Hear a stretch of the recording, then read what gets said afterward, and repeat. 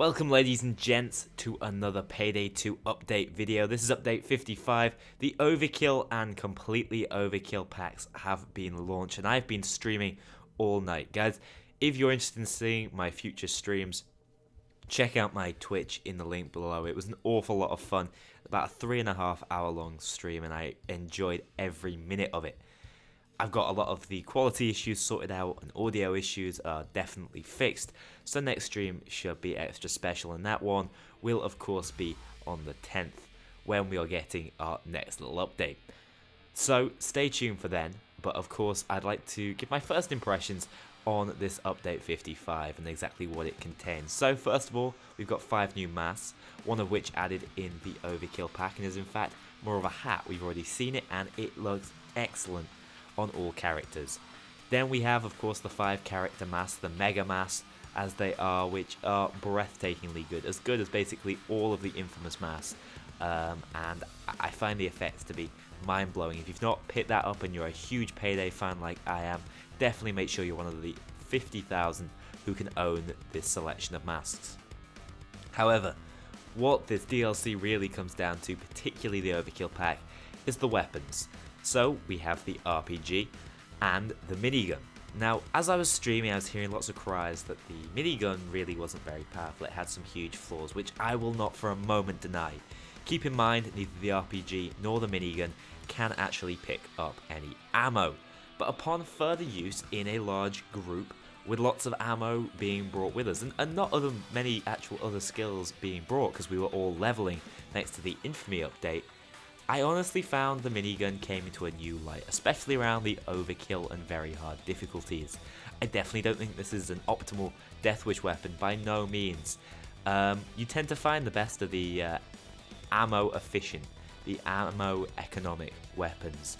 They're the ones that work best on Death Wish, and this is not one. Though, it does have a little niche purpose in that you're not going to be picking up any of your teammates' ammo, so a couple of guys running RPGs and miniguns can actually be essentially support players. They're perfect for clearing out rooms, killing bulldozers, and just generally doing a lot of DPS, things like cloakers and tasers when it is necessary. Of course, they've got a very similar spread to LMGs, and as standard, the minigun has a 40% slower movement speed, but it's so easy to remove thanks to the shorter barrel, which really doesn't remove much, gives you much better stability, with a slight drop to accuracy, which, let's be honest, doesn't matter with this goddamn weapon. You're going to be spraying it all over the place anyway. It doesn't matter whether you're kicking into next week. If you're point blank, this thing will tear people apart. So yeah, there is a reason for it to exist. It's an awful lot of fun. Everyone on the stream seems to be enjoying watching it. So I definitely give this one 10 out of 10 on the fun factor. And I definitely don't think it's a terrible weapon. I'd say you're looking at a 6 out of 10. Actually for viability, so not too bad, especially compared to a lot of the LMGs, which can be a little bit hit or miss, quite literally. Actually, this one's flaws are actually occasionally productive, especially if you're working in a large team, and as I say, its DPS is essentially second to none, except for maybe the RPG. Now the RPG is genuinely, when I'd say the minigun is underrated from what I've seen so far, the RPG is just a fantastic weapon. It's got some real viability, even up to Death Wish difficulty. It is what I would call the Thanatos of the secondaries.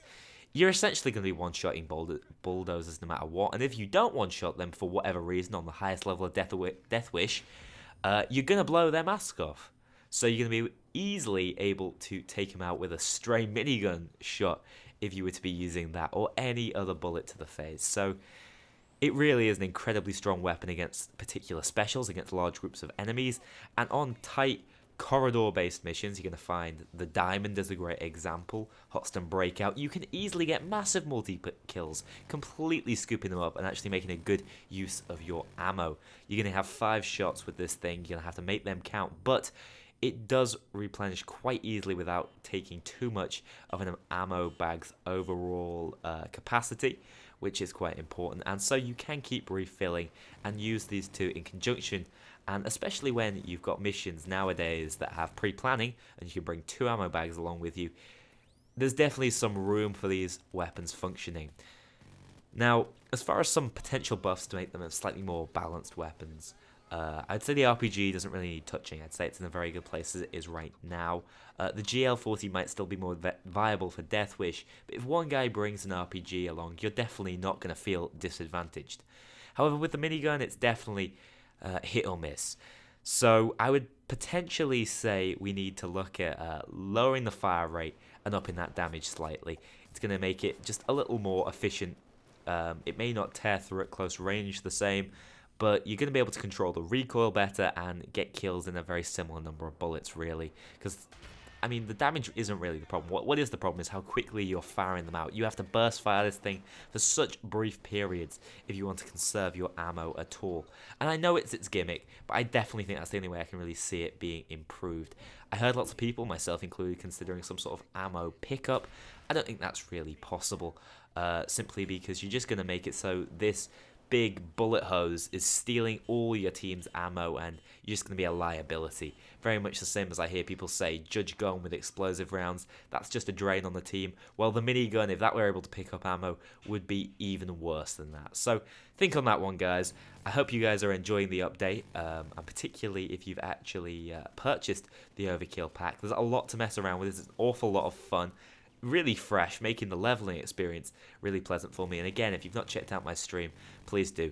Link again in the description below. Finally, of course, there is the Overkill van, which is really eye-catching, looks great. But as I've already mentioned, I do feel like mods can basically do the same thing. So don't just get this DLC for that reason. There definitely has to be a little bit more. And I'd say the RPG is it's breaching the sort of top tier weapon class. We'll have to see how the multiplayer meta shifts within Payday in response to this pretty decent weapon, and I'm going to be keeping my eyes peeled over the next few days. Thanks for watching, guys. See you all next one.